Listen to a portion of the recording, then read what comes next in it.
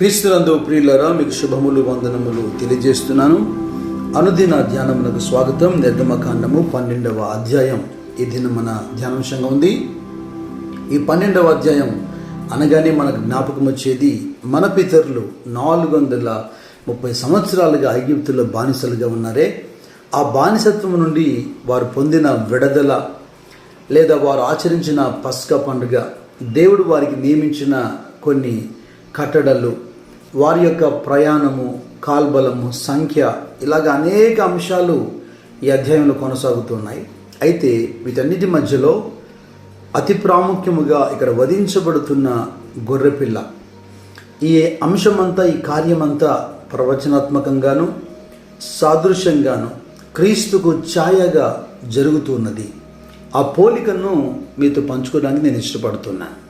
చూడండి, 12వ అధ్యాయం మనం చదువుదాం. మోషే అహరోనులు ఐగుప్తు దేశంలో ఉండగా యెహోవా వారితో ఇలాగ సెలవిచ్చెను, నెలలలో ఈ నెల మీకు మొదటిది, ఇది మీ సంవత్సరమునకు మొదటి నెల. మీరు ఇజ్రాయేలు సర్వసమాజముతో ఈ నెల దశమి నాడు వారు తమ తమ కుటుంబంలో లెక్క చొప్పున ఒక్కొక్కడు గొర్రెపిల్లైనను మేకపిల్లనైనను, అనగా ప్రతి ఇంటికి ఒక గొర్రెపిల్లనైనను ఒక మేకపిల్లని తీసుకొనవలెను.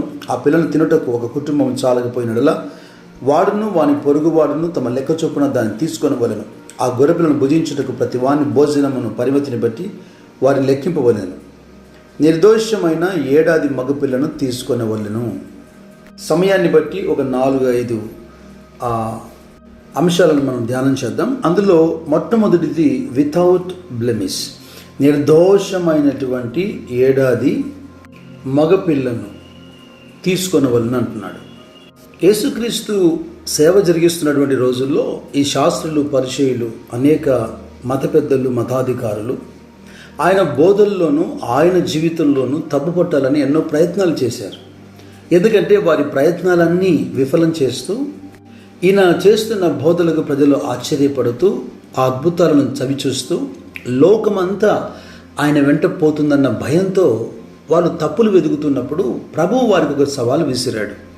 నాలో పాపమున్నదని మీలో ఎవడైనా స్థాపించగలడా?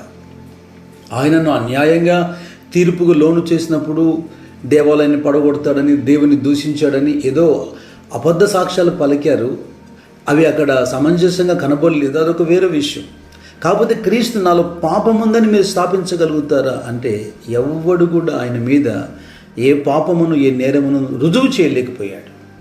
అందుకే పేతురు భక్తుడు రాస్తూ మొదటి పత్రికలో 1వ అధ్యాయంలో 19వ వచనంలో అంటాడు, అమూల్యమైన రక్తము చేత, అనగా నిర్దోషమును నిష్కలంకమునకు గొర్రెపిల్ల వంటి క్రీస్తు రక్తము చేత విమోచింపబడతారని మీరు ఎరుగుదురు కదా. రాబోతున్న కాలంలో నూతన నిబంధన సంఘాన్ని సిద్ధపరచడానికి తన ప్రియకుమారుడైన యేసుక్రీస్తు ప్రభు ద్వారా ఎలాగ కార్యం జరిగించబోతున్నాడో తండ్రి ఎరిగి ఉన్నాడు కదా. దానికి సాదృశ్యంగానే ఇక్కడ మన పితరుల జీవితాల్లో ఆయన ఒక కట్టడం నియమించాడు, పస్కా అని. ఇక్కడ వివాదాంశాల జోలికి నేను వెళ్ళను, కానీ అంశం వచ్చింది కనుక ఒక మాట చెబుతున్నాను. ఈ రోజుల్లో ట్రెండింగ్లో కొనసాగుతున్న ఒక సబ్జెక్ట్ ఏంటంటే, మరి యేసుక్రీస్తులో ఆదాము యొక్క పాపముందా, ఆదాము యొక్క రక్తముందా, వేరొక రక్తముందా? చూడండి, చాలా స్పష్టంగా లేఖనములో అపోస్తలుల కార్యములు 20వ అధ్యాయంలో 28వ వచనం నేను చదువుతున్నాను. దేవుడు తన స్వరక్తమిచ్చి సంపాదించిన తన సంఘమును కాయుటకు పరిశుద్ధాత్మ మిమ్మల్ని దేనియందు అధ్యక్షులుగా ఉంచను, ఆ యావత్తు మందరి గురించి మీ మట్టుకు మిమ్మల్ని గురించి జాగ్రత్తగా ఉండు. దేవుడు తన స్వరక్తమిచ్చి సంపాదించిన సంఘం. ఈ దేవుని తన స్వరక్తం అంటున్నాడు. ఈ మాట హెబ్రీలో మనం చూస్తాం. 9వ అధ్యాయం 14వ వచనంలో, నిత్యుడకు ఆత్మ ద్వారా తను తాను దేవునికి నిర్దోషినిగా అర్పించుకున్న క్రీస్తు యొక్క రక్తం. దేవునికి స్తోత్రం, హల్లెలూయా. అపోస్తలుల కార్యం 20:20లో దేవుడు తన స్వరక్తం ఇచ్చి అన్నాడు. హెబ్రీ 9:14లో అదే ఇప్పుడు క్రీస్తు రక్తంగా మారింది. ఒకవేళ ఆదాము రక్తమే క్రీస్తులో కూడా ప్రవేశించుంటే మరి ఆదాములాగా క్రీస్తు కూడా పాపక్షమాపణ, బాప్తిస్మం అవసరం అవుతుందేమో. ఆ రక్తము అనేక పాపముల విమోచన, క్రైదనం కొరకు యోగ్యమైనదిగా అవుతుందా? క్రీస్తులో ఉన్నది ముమ్మాటికి పరిశుద్ధమైన రక్తం. అయితే వధింపబడుతున్నటువంటి ఈ గొర్రెపిల్ల యొక్క నియమం ఏంటంటే, నిర్గమకాండం 12వ అధ్యాయంలో 46వ వచనం చూడండి. మీరు ఒక్క ఇంటిలోనే దాన్ని తినవలెను, దాని మాంసములో కొంచెమైనను ఇంటిలో నుండి బయటికి తీసుకొని పోకూడదు, దానిలో ఒక్క ఎముకనైనను మీరు విరవకూడదు. ఈ వధింపబడుతున్నటువంటి గొర్రెపిల్ల, ఈ పస్కా భుజించటం కేవలం భోజనానికి సంబంధించిన అంశం కాదు ఇది. అలాగైతే ఎముకలు విరవబడకూడదన్న నియమం దేనికి?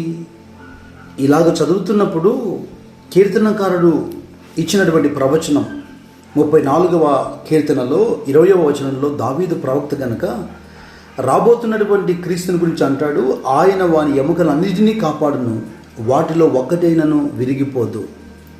ఇది అక్షరాల నెరవేర్చబడిందా లేదా? యోహాను సువార్త 19వ అధ్యాయంలో 36వ వచనం మీరు గమనించండి. కొడాలతో కొట్టి కఠినంగా శిక్షించి సిలువకు బిగించినటువంటి ఏ వ్యక్తి అయినా సాయంకాలం వరకు చనిపోకపోతే వారి కాళ్ళను విరగొట్టి చంపేయటం వారికి ఉన్నటువంటి ఒక ఆనవాయితీ. అయితే ఇద్దరు దొంగల్ని అలాగ కాలు విరగొట్టారు. కానీ యేసుక్రీస్తు ప్రభు దగ్గరికి వచ్చేసరికి ఇదిగో ప్రవచనము లేఖనం నెరవేర్చబడినట్లుగా ఆయన తిరిగి పునరుత్థానం కావాలి కనుక ఆయన్ను వాళ్ళు చంపలేదు, ఆయన తన ప్రాణాన్ని అప్పచెప్పాడు.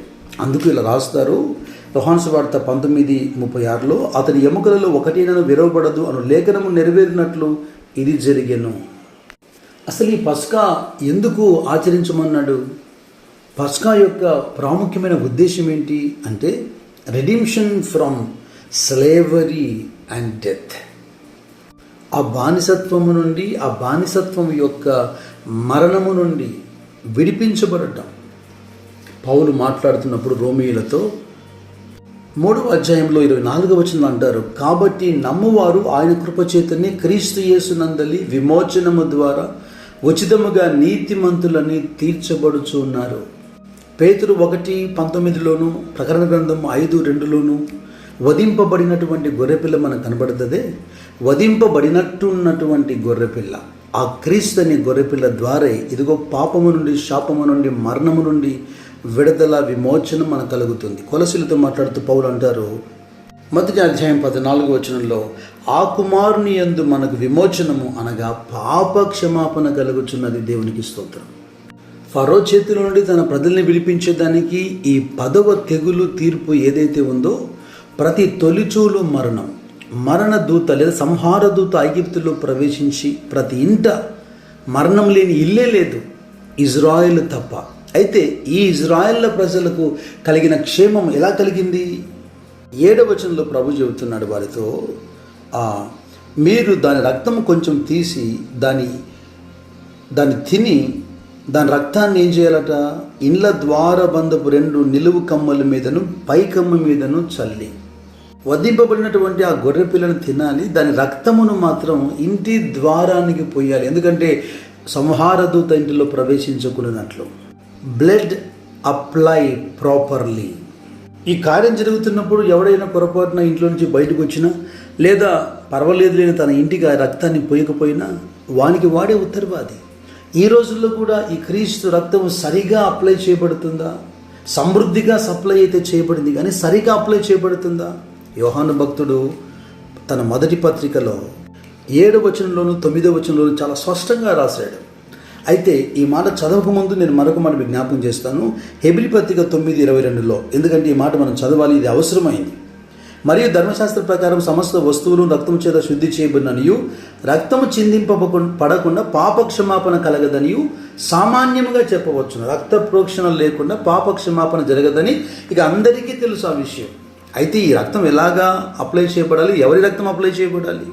యోహాను భక్తుడు మొదటి పత్రిక 1:7లో అంటున్నాడు, ఆయన వెలుగులో ఉన్న ప్రకారం మనమును వెలుగులో నడిచిన ఎడల మనం అన్యోన్య సహవాసం గల వారమై ఉందుము.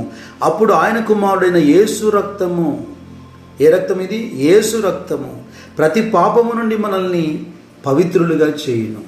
9వ వచనంలో అంటాడు, మన పాపములను మనం ఒప్పుకునే ఎడల ఆయన నమ్మదగిన వాడు నీతిమంతుడు గనుక ఆయన మన పాపమును క్షమించి సమస్త దుర్నీతి నుండి మనల్ని పవిత్రులుగా చేయును.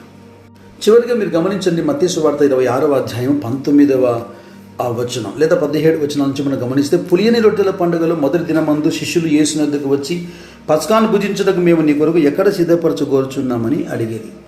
వారికి తెలియదు వధింపబడుతున్న పస్కా పశువు ఆ గొర్రెపిల్ల ఆయనే. ఇక కాసేపట్లో ఆయనను వాళ్ళు భుజిస్తారని మనకు తెలియదు. సంఘం కొరకు సిద్ధపరచబడుతున్నటువంటి బలియాగమయ్యే గొర్రెపిల్ల తానేనని, వారికి ఉన్నటువంటి ఆచారం ప్రకారం ధర్మశాస్త్రం కింద ఉన్నారు కనుక పస్కాను భుజించాలని ఆ పస్కా పండుగ దినాల్లోనే అక్కడ జరిగిన పద్ధతి, ఇక్కడ జరుగుతున్న పద్ధతి, అక్కడ జరిగిన కాలము, ఇక్కడ జరుగుతున్న కాలము చూడండి. ఎగ్జాక్ట్గా ఆ పోలిక. ఆ పస్కా పండుగ దినాల్లోనే క్రీస్తు అనేటువంటి ఈ యొక్క గొర్రెపిల్ల నీ కొరకు నా కొరకు అప్పగించబడుతుంది, వధించబడుతుంది.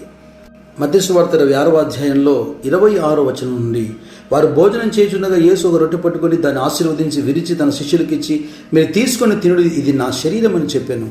మరియు ఆయన గిన్నె పట్టుకొని కృతజ్ఞతాస్తుతులు చెల్లించి వారికి ఇచ్చి, దీనిలోని మీరందరూ త్రాగుడి, ఇది నా రక్తము, అనగా పాప క్షమాపణ నిమిత్తము అనేకుల కొరకు చిందింపబడుచున్న నిబంధన రక్తము.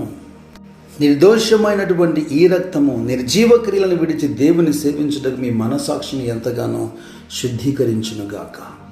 పాపము నుండి శాపము నుండి విడిపించి నిత్య జీవమునకు నడిపించునుగాక. God bless you. God bless you.